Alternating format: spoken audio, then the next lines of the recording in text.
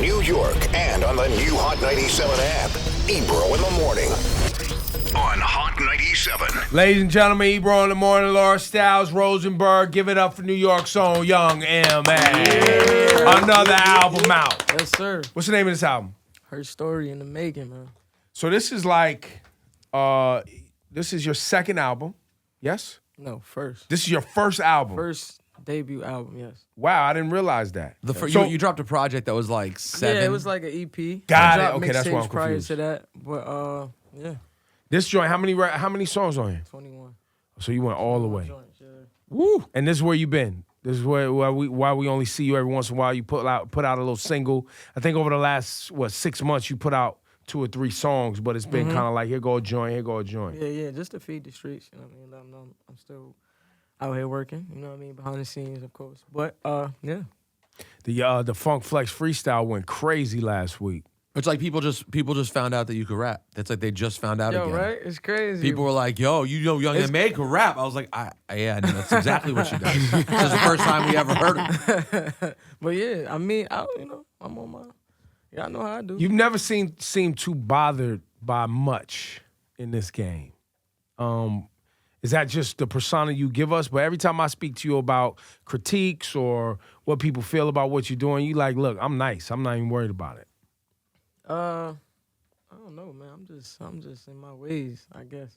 I just be so focused on what I got going on and what I'm doing.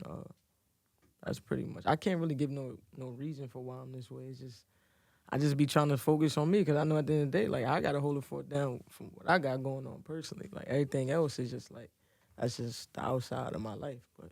What I'm dealing with in the circle is something I gotta focus on. Should things have moved along quicker? Like, do you think that your original project should have come out closer to Ooh or no? If that's just the normal routine in the industry, yeah. But to me, no. But you're happy with the pacing that it took? Yeah. I feel like everything was for a reason. I don't regret it. I mean, I wish it could have came out around that time, but I wasn't ready, and that's just facts. Well, it happened all pretty quickly, right? Like you've been making those freestyle videos, and I remember the first time. Very clearly when Drew Haas started emailing me your freestyle to the Chirac, was that what it was? Mm-hmm. And he sent me the Chirac, and he was like, yo, we were doing like Juan Epstein or something. He was like, yo, I know this has nothing to do with Juan Epstein, but I really think you'll fuck with this song. Yeah, that was a minute ago. That was like 2014. Right? But at that time, you'd been doing those. Did it pick up very quickly when the Chirac thing took off? Yeah, absolutely. When it went viral on at that time, that's when Facebook was like the outlet to everything before Instagram was even crazy yet. And it went viral on Facebook, and that's when people started to find out who I was, and that's when I ended up on the news with Lisa Evers. And I just went from there and was grinding, and I already had the street buzz. Like, people knew me in New York. People knew me in Brooklyn. People even knew me in Connecticut. I was doing shows all in the tri-state area already, you know what I mean? From Jersey, definitely Jersey. I did Webster Hall before everything popped off. Like we was in these streets moving. That's why he really was like pushing because he like, yo, y'all see what this girl out here doing. Like, your first Hot 97 interview was with Lisa Evers? Nah. That was on Fox. It was on Fox. My first one was with Because I did one with you early. I'm about to say, like, I forgot. Was it you that was the first one? I think it was up here. No, honestly, I think it was me, yeah. And then we did one with DJ right? Enough. Got it. Yeah, we then did it one. Was, yeah. Okay. You've been up here. I mean, you kind of became fan pretty quickly. Right, that's what I say. Y'all like family. And then you started coming to our events. I remember you did the boat cruise with us. Like, you were always just already rocking before. We don't really like to support New York artists that much. You know what I'm saying? That's not what we like to do. We kind of like. Nah, y'all definitely did support me from day one, man. I've been up in this station a few times prior to the whole big Ooh situation, but and then you was macking in Japan. Yeah. You was doing a different type of that. macking in Japan. We went to Japan. Them girls was going crazy. Yeah. We was in the club one night, and I was like, "This is a problem." She was like, "It's a problem." And that was actually light. That's the crazy thing. That was like actually light. Well, because in Japan, everybody's so respectful. Right. The culture's respect, so they're not going to overrun nothing. Where is it not so light? Like, where is it because it doesn't have that cultural, that way? Is it crazy? Everywhere, home. You know what I mean? Out of town, it don't matter. It's just be, the girls go So crazy. where don't you go anymore? Like, you've like a place that you used to just be like, look, I could go, this cool, and now you was like, yo, I got to chill, it gets too crazy. Like, you still go. It's not like you can't go. It's just like you choose to, like, go. I'm only going to go to once in a while? Nowhere. I mean, I'm with everything. You know what I mean? Like, it don't bother me. Like, it's like, you know, I appreciate that love, and it ain't like I'm like on some like. No, not at all. But you know, sometimes you just want to chill with your girl, or you got the family with you. That's just going outside in general. Like, I like to be in the crib. Like, that's me. I'm a homebody most of the time. A lot of people don't even know that. Like, if I don't have to work, like, I would stay at home as long as I could. You know what I mean? Like, I don't have, like, I'm not the type of person like, oh, because everybody at this club tonight, I'm going to go show face. Like, that's just not in me to do. I just feel like my presence is valuable at times. And it's like when you give too much of that, people just kind of like feel like, oh, I can see them anytime. You know what I mean? So I stay away a lot, and then I'll come about when I feel like it's necessary for me. You know what I mean? When you first dropped that freestyle, one of the parts I think stood out to everybody was you talking about your brother on the record. And the Chirac one? Yeah, on Chirac. And you know, as you stated in the record, you know, getting vengeance at some point. And how close to that situation time-wise were you at that point? And how have you been able to deal with it as time has gone on? Then that was the old MA, man. That was the MA in the streets. Yeah, nothing to lose. Like, nothing to lose. Yeah. And that's what struck people though, is it was like, wow, such raw emotion. It was before, you know, everything just, you know, just speaking my emotions, man, angry and wanting revenge, you know what I mean? And I still always, you know, I have those feelings, of course, because, you know, it's somebody that I, you know, love and I grew up with, and this is my best friend, so it's like, you know, for somebody that took that away from me, you always have that feeling. But where I'm at now, like, mentally, space-wise, man, like, I know I can't, you know, do nothing like that. I can't afford to handle nothing like that right now. Like, I'm in a different space, you know what I mean? And I just, you know, I hope God handle it the best way. Well, being in a different space, can you tell us, what are we getting in Herstory? Herstory, man. A bunch of me, man. A lot of things that people not going to expect. And that's what I wanted this album to be. I didn't want it to be something where, you know, Young and May, and it's like, yeah, we going to expect, you know, this type. All day. And I'm like, nah, I don't want that. You know what I mean? I don't want it to be an album for what everybody else going to expect. I literally put this album just, my emotions, what I go through is everywhere. Like, the album is so versatile. Every song is different. You know what I mean? And throughout the album, I'm just talking about my life, my experiences, and everything I go through, whether it was something fun or whether it's something I was hurt from. You know what I mean? And it's just a bunch of mixed emotions on the album, and you learn so much from me. You understand I have a vulnerable side to me. You know what I mean? I kind of let my guard down a lot on this album. So, you know, a lot of people always see the tough and made, the raw and made, the bars, and that's not really all of me. You know what I mean? Like, people just take that and they lock that in, but not understanding, like, it's so much more. You know what I mean? Like, I deal with a lot. Just because I don't show it, I'm not a person to go on Instagram and express how I feel. That's just never been me. I don't feel like that's the place all the time. Music was always my outlet, and on this album, that's what you basically get. And so the singles that we've gotten so far, I feel like they fall in line with expectations. So is that why you held the other joints for the album, which drops tonight, for us to get a little bit more of MA? Because Car Confessions, I felt, was a little bit more personal, too. Yeah, you know, you can't give them everything personal. Right. Stubborn Ass was definitely a personal joint, too, but it was still, like, fun in a way. You know what I mean? In a way where you can understand, you can relate to it. It's like, yo, you can play this for your girl. Like, this is you all day, you know what I mean? But at the same time, it's something I really went through in relationships and just me, myself, being stubborn, you know what I mean? So it's just one of them joints. But, like, on the album, yeah, I do get real vulnerable. And then once the album drop, I'll have visuals for every single song. So I'll be able to bring that to light, and they'll be able to see it, like, gradually throughout the year or whatever the case. For clarity, can you share with us why it was such a big deal the other week? It was like Young M.A. says she's not the headline said Young M.A. says she's not a lesbian. Yeah, of course the headline gonna be that. So what clarify what the whole conversation is and why it's such a big deal? Well, the headline, of course, is gonna make people have their own assumptions right away because it's so loud. It's like, oh, we thought she was a lesbian. You know what I mean? Yeah, so it's clickbait. But as you've seen in the video, I didn't really dwell on it. I just straight said, you know, no, I'm just me. Ain't nothing else for me to explain. You know what I mean? Like, I respect you. I respect everybody and what they decide to do with their life and who they choose to be. I chose to be who I want to be. I don't need nobody else's approval to tell me who I am. You know what I mean? And I don't have to explain that, and that's it. I respect it, though. Yeah. I feel like our society gets really caught up. You know, we've had conversations on this show all the time about you know, there's new labeling for this and there's new labeling for that, and it's all label. And it is it's hard for people to understand that there's a generation and a culture that doesn't want labels, and it's a lot of people out here like that. You know what I mean? And that's why I say I don't fault it. Like, I don't fault how people feel, because at the end of the day, they don't understand it, and they don't have to. Like, I'm not looking for nobody's approval. Like, you don't have to understand that. I understand that. I'm good with that. Y'all can think and talk all y'all want. They want to sell whatever they want to sell. That's cool. But at the end of the day, like, I don't change how I feel. That's what it is. Now, is there in the population of people who define themselves and want to label themselves, was there backlash of people being like, yo, you know, or do they understand off top without explanation? I have no idea. Like, you know what I mean? I don't. I know people decide to be okay with who they clarify to be, and I'm okay to be clarified who I want to be, and that's their decision. It's my decision. Dope. I ain't against it. Like, I love everybody, man. I respect everybody. Did you feel a certain amount of pressure when you did come out, and as an art, when I mean came out, I mean musically, you come out and become a star, right, and then people know that you like women. Right. Did a certain amount of just built-in pressure get put in of being like, oh my God, rep for lesbians, rep for the LGBTQ community? Did you feel that?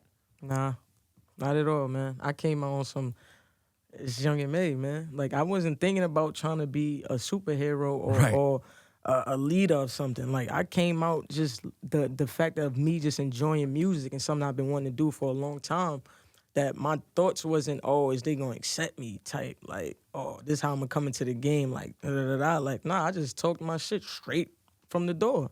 And I, you know, you accept me or you don't.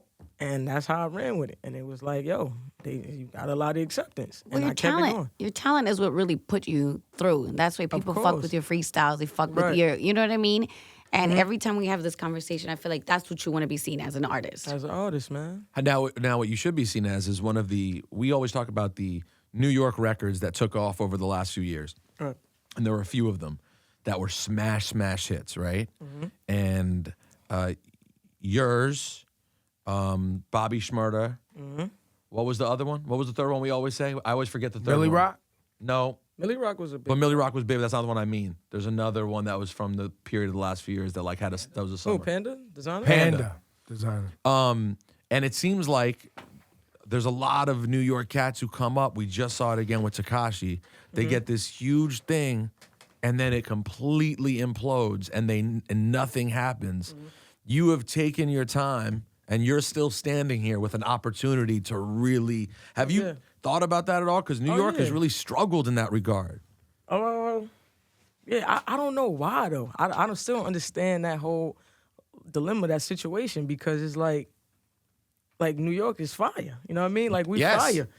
I honestly, like, I don't know. You know what I mean? I think it's because when somebody being that New York kind of been in the shade a little too long, and I feel like when we do get that big record from New York, we dwell on it so much because I guess some people so excited for an artist from New York to be so big that we just keep talking about whatever that big record is or whatever that is, and kind of like lose sight of what else that artist is about to bring to the table. It becomes more about the song. Yeah, than the it becomes artist. And honestly, I don't know if that's really what it is, but that's just one of the reasons I can come up with is because I guess New York gets so excited for when we do have this big artist that pop out, and then it's like we put so much pressure within that first introduction that it's like, all right, now what's next? You know what I mean? Instead of it just being like, oh, this is another New York joint we got, it's like, oh, this is New York's. You know what I mean? Like, it becomes the grand entrance. So that's my only way I can look at it. But other than that, I really don't. I don't know. It also seems like there's a lot of people from Brooklyn whose music life and street life were mixing, and the result did not turn out positive. As opposed to being like, I may have had street life. Oh, now I live music life, and that's what I do. You leave it from there, yeah. And it seems like it's like there's this connection that remains, and it always comes back because we know what New York's like and how people keep an eye on what's happening. And you just put such a spotlight on yourself. Yeah. You know, obviously this current situation we're living in is unique and one of the craziest things we've ever seen.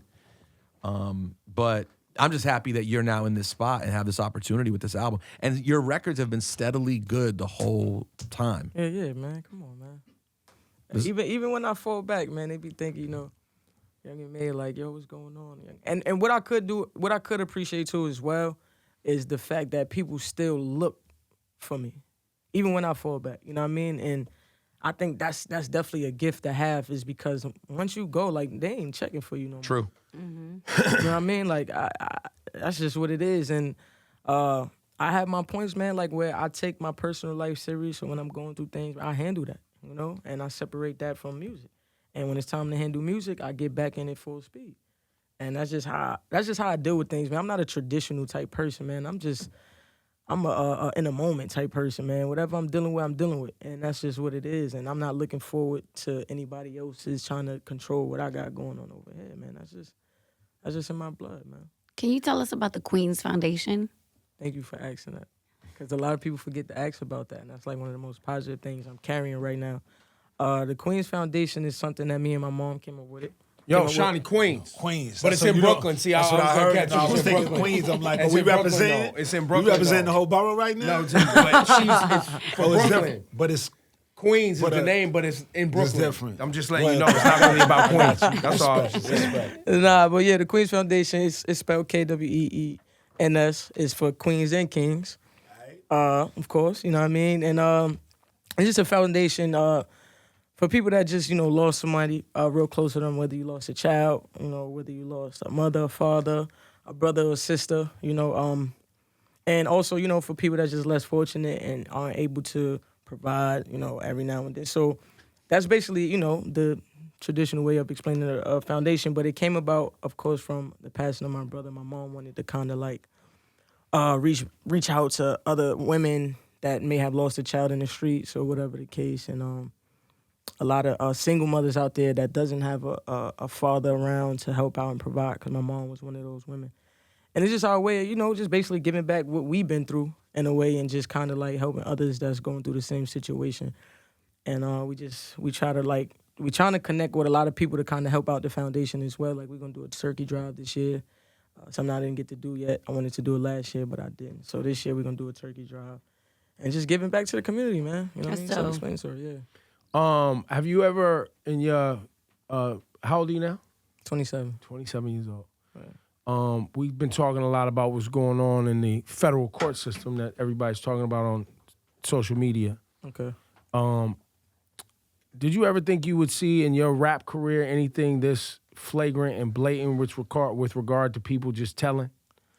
The crazy thing is, no. It happens kind of often. Right, I was gonna say, but not this public. And I thought that was a little strange how public it was announced. It's like almost like a TV show. Right. You know what I mean? And I didn't understand, was that even like allowed? Like, is that even like okay? It almost makes you question the what they're trying to get done. What they're trying to get, you know what I mean? Is it just about him snitching, or is it about a more further reach out? You know what I mean? Mm-hmm. And so we speculated on air because, you know, everybody's, you know, yeah, he's snitching, he's cooperating and all of these things, but right. The prosecution is throwing out names. Names, yeah. And I thought that and I'm like, wait, are they trying to start establishing a whole other... Yeah, like a whole nother type of indictment. Like, you know what I mean? Like, it seems a little weird. I thought that was weird. Like, I looked past the whole snitching thing because, you know, obviously we know the guy is snitching. You know what I mean? Like, it is what it is. There's nothing to keep dwelling on. But at the same time, it's like you got to dig deep because it's something else. It's something else going on. You know what I mean? Don't get blinded. I think a lot of people is blinded of the fact, and I think they use that to their advantage, is the fact that, oh, you know, nobody's gonna really pay attention to what's going on here. They're just gonna be stuck on the fact that this young man is snitching and he's very known, and that's gonna be the talk. But nobody else. I mean, it is people that's thinking deep, but that's not being brought to attention. So I looked at it like that. That's just me. I read between the lines. I'm look past homie snitching. I'm just trying to figure out, why is this so like easily publicly every time something is said. When I was surprised that you could just walk in the courtroom. Mm-hmm. Wow. Like, people was like, yo, you could just show up and sit in there. You can, yeah. Wow. I was shocked. Yeah. Just like reporters can go in and give you a play-by-play. Yep. That's scary. And also, like, if you're legitimately worried about his future safety and his family's future safety, yeah, you would think it being this open puts a lot of people in danger. That's just crazy, man. It's crazy. It's crazy. It's nuts. It's not even the fact of homie snitching, because like this niggas snitch every day. But how they allowing this and putting this out there like that, something up.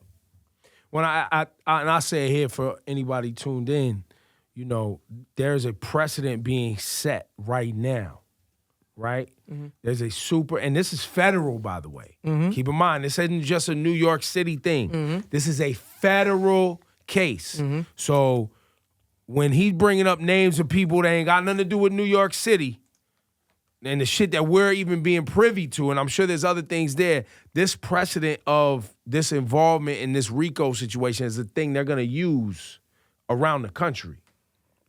So people better move accordingly, because, bruh, it's way bigger than just... And then dude going to come back out, he going to put out music. If he get out next year, he gonna put out music. And like we've been saying on the show, people are already lining up. Like, I'll make a song with him. Because they know it's gonna get streams. Yeah. They know it's gonna get streams. Mm-hmm. What a time. What a time. Look, more importantly though, Herstory, out tonight. Yes, sir. Young M.A. Yes, sir. Look, man, we're really proud of you. We appreciate you. Keep rhyming, keep doing your thing, keep being as confident as you are. And shout to your team, which as I look at you talk and the pace that you set for yourself and how not in a hurry you are, I think of the people that are around you that have been in the game 20 plus years. I'm sure they're imparting that wisdom on you on how to pace yourself, how to maintain quality of the brand and quality of the music. And always, definitely a helping hand, man. We back and forth with our energy. You know, some things I may teach them, and he's definitely taught me so much. Where I was able to teach somebody that's close to me, you know, my brother, that was rocking with me just on some like my bro, but I taught him how to be on the road, you know what I mean, and turn into a road manager. So now he's understanding the business, not only from me, but from Drew as well, and we just been rocking and teaching and learning from each other, man. Yeah, because I was surprised Drew how even knew how to upload videos on YouTube. I was like, wow. Anyway, just like, listen, there's only one way to do this, M.A. We're going to make vinyl. We need vinyl on the street team. Once we get vinyl, we're going to put up poster boards, and we're going to get a microphone. We do these jokes all the time on this man. All the time, right, bro? All the time. We always cut his ass, man. I was like, wow, Drew knows how to use the internet. This is great. This has been going, listen, this is, and there's been a lot of good stuff that of this generation, from Joey Badass to Young M.A. that's come through. Drew, for people who don't know, is original New York Black Moon boot camp clique. Yeah, OG, hip hop. I love the connection. Generationally. I be trying to tell him, I be like, yo, bro, listen, you gotta stay in tune with this new generation of rap, bro. It ain't like that like back in the day, bro. Like I'm still young, bro. You know what I mean? Like, well, you're gonna be on the things one day. He'll be passing it down. I know. You know, Buckshot's always up there. One day it'll be M.A.'s always up there, holding the business down. Yo, let's run that new single, Big. Video out now. Young M.A., Herstory, first album. Yeah, debut. Out tonight, man, on Apple Music. Go get that. Give it up for Young M.A., man. Thank you.